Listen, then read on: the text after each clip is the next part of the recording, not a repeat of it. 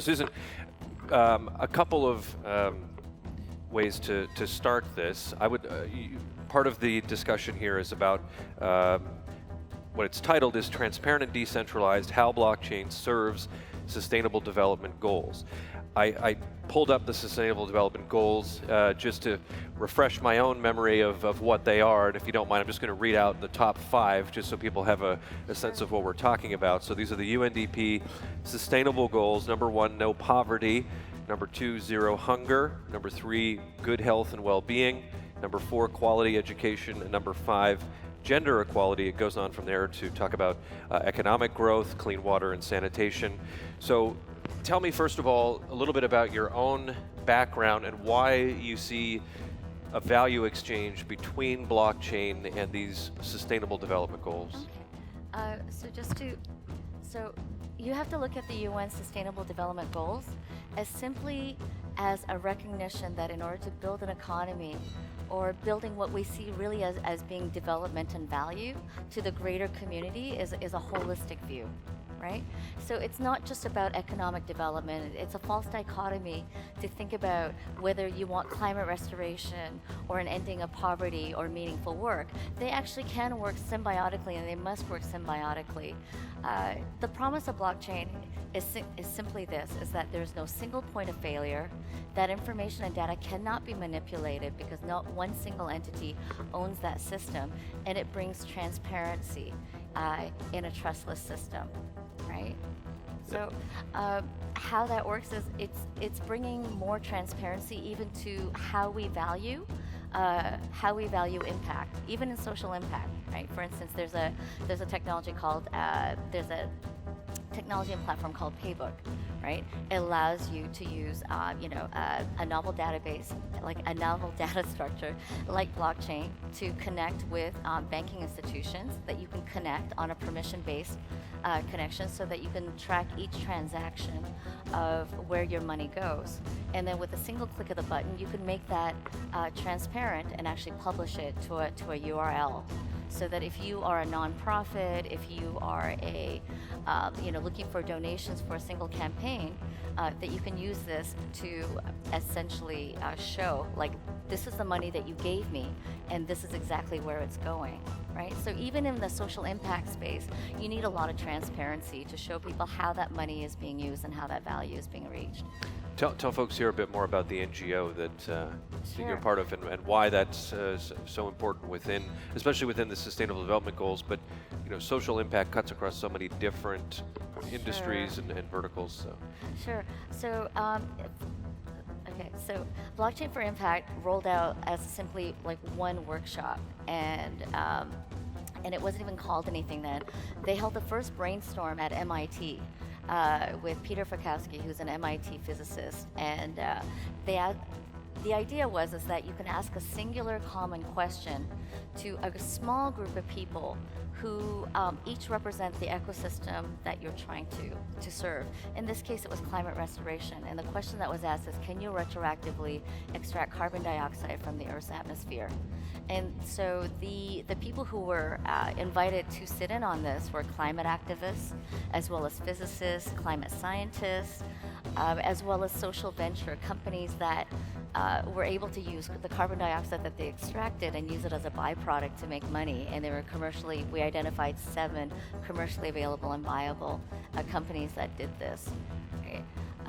And so when you get Margaret Mead, the anthropologist, said that it's a small group of people, that they're the only ones that can exact change. And in a way that it's true, we found that these small brainstorms were only productive between 12 to 15 people, as long as they each represented part of the ecosystem. Now, what I mean by ecosystem is like a team, right? You need capital, so you need funders, you need philanthropists, right? You need activists, the frontline workers, and you needed members of the community that are a part of the mission critical process to be able to answer their needs in a way that's very precise, to ask and answer a specific question. and everyone shows up in a spirit of service and says, well, this is my vertical expertise. This is what I can do to solve this problem. This is what we've been doing. This is what I need to survive, and this is what I need to get to my next ledge. And when you share around a circle like that, then the conversations keep rolling towards solutions. Blockchain for impact. One of the companies that I advise is called Pressland, and they think about a supply chain for journalism. So how do you apply blockchain to the genesis of creating any news content, any story, and then either allow compensation or transparency and accountability across the supply chain of any content that we consume? That's one. Journalism as something that it matters to people around the globe is one sort of social issue. What are some others where you can see how blockchain can really change how people think of a particular industry or effort? Sure. One of my favorite projects right now is called Earth Ledger, and they've been building in stealth for the last 3 years. It works as like an eBay and Amazon, a large-scale marketplace for sustainable products, whether that's recycled backpacks or drone, like bee drones, say for planting trees. I'm just making that last one up, but the recycled backpacks actually exist, right? So they've got 100,000 products that they can actually sell, and their partners, their communities are directed to a single challenge. So there'll be different clustering of communities of people who are centered around this ecosystem on a particular challenge. For instance, if you are into ocean restoration, then oceans experts are then incentivized, are given tokens to try and solve specific problems on demand. Right? How do we do this? What would be the best way to approach this?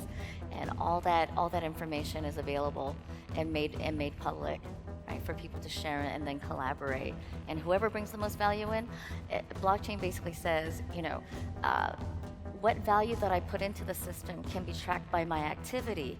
And so if I bring value into this ecosystem, then why can't I hold that value in my hand and then be able to use it and transfer it in different ways? A lot of the places where the UN Sustainable Development Goals are applicable are arguably in what some might describe as developing economies or emerging markets, however people would like to think of them. Are there technological limitations that you see in implementing any of these in places in the world where maybe they don't have access to that type of infrastructure, or the cost is too high, or it's all too new, or there's a language barrier, or whatever it is, to try to think about this in a global sense? So whenever we talk about periphery countries, we forget that there's a center to those periphery regions and countries that have resources.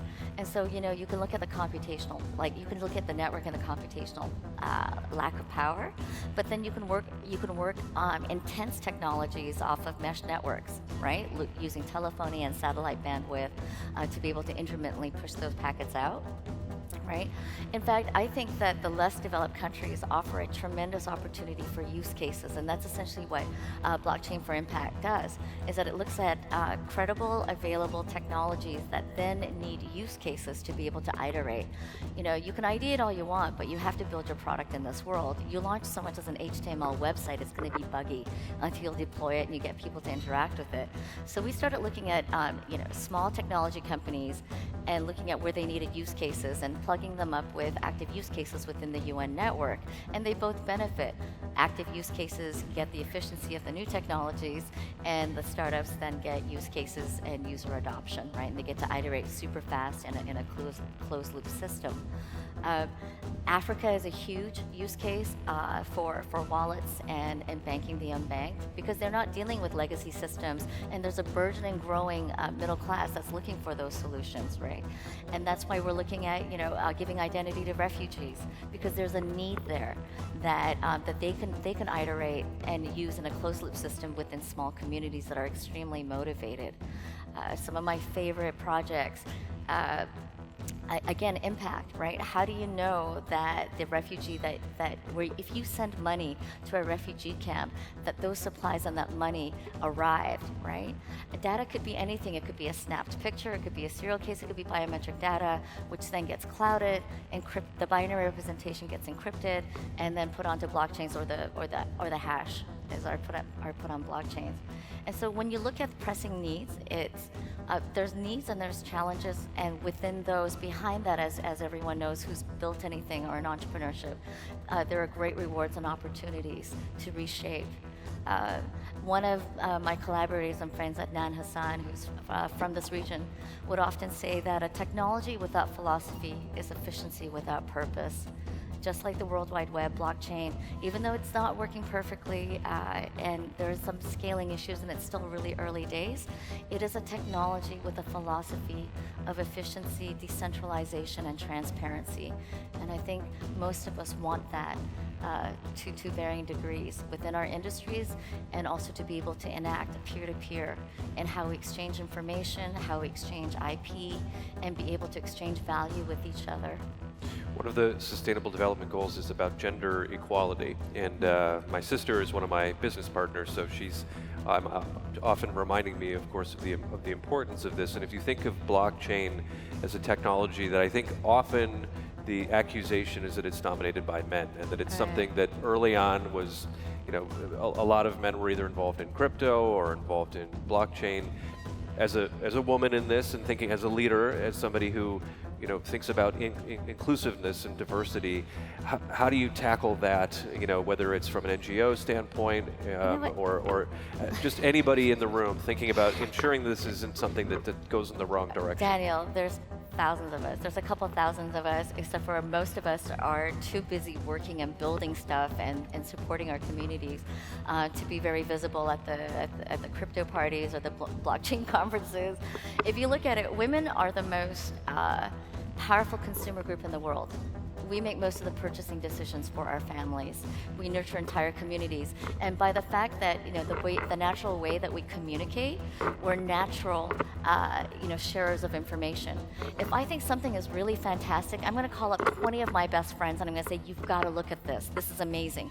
And this is how you do it. This is where I get it. And this is where people might do it differently. And this is where I would recommend that you do, right? Guys are like, hey, this is cool. Check this out. Right. I mean, it's different. This isn't necessarily blockchain related, but about 2 years ago, when I went to launch my AI company, one of the partners that came to work with my business partners was a guy named Lotone, who was a director at Alpha, which is Google's venture fund. And he was a funder of funds. He was raising, had started raising at $100 million to fund only women-led funds, VC funds, and women-led ventures, because he could look at the baseline. The business case was, and he has the Excel spreadsheets and the math behind it to show that, whereas if the baseline of performance is 1x, women and people of color typically return 2 to 3x. Why? Because we're creating markets that didn't exist, that that you might not think of. If you look at the strength of Silicon Valley, it's always been that the infrastructure was there. It's a well-oiled machine to be able to very, very quickly help you scale and build businesses, and that part is true. But if you only have a uniform view of who is going to use your technology, you're not going to be able to understand that there's an entire market out there that's not being served. That there are women's products, that there's communities who are hungry for solutions and products that you can provide that you just might not be seeing because you're not part of that ecosystem.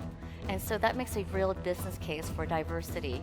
It's not just the talk, it means that you have direct boots on the ground intel about what people and consumers need. To be fair, as somebody who worked at Google, and even within the tech space more broadly, this is a challenge that's inherent across the industry. What are some of the sustainable development goals that you see are ripe for tackling with blockchain that maybe haven't been addressed yet, and maybe some folks in the room here are thinking about? My favorite SDG to work on, where I spend the majority of my time and efforts on hooking people up, is SDG number 8. It's to end modern slavery. And that can take part in many forms. Ending modern slavery, human trafficking, but also financial inclusion. I've always thought that deregulation of credit card companies for really high interest rates was a form of modern slavery. That human loan debt was modern slavery, and of course trafficking and extracting value from people without paying them is a form of slavery. And why is this a problem? Because think about the multiplier effect for every dollar that you put in. The truly wealthy, the concentrated wealthy do not spend, they do not save resources, they don't buy large durable goods, and you need all three of those activities to actually grow a fully matured and diversified economy. You can't go without it if you look at all the different paths to development. What do you see? Where do you see government's role in all of this? And we talked. I know you were part of the panel around interoperability. How much do governments have an influence in this space? Are they too slow in creating Sure. certain policies? How do you see them fitting into all of this? Well, it depends on where you're from, right? Because in North America, we've got the three layers of government, which is the federal, the state, and the municipal. And then you have city-states and small states like Singapore, Dubai, Oslo. Depends entirely on who you are. And I'm not a big, my bias is that I'm not a big fan of regulation because I feel that normally they're about 40 years behind the practice of what technologists and entrepreneurs want to build, right? And so, they try to put in regulation to control things like DNA replication. Of course, 10 years later, Dolly was born. They try to put in regulation to stem blockchain and crypto, and they're getting in front of that a little bit more, but it's still low-hanging fruit as they grapple with it. I think, being Canadian, I used to always believe that government best served its role when it acted as a fulcrum to best benefit its citizenry against big business interests, and to create that framework whereby we can all participate in a safe and transparent way.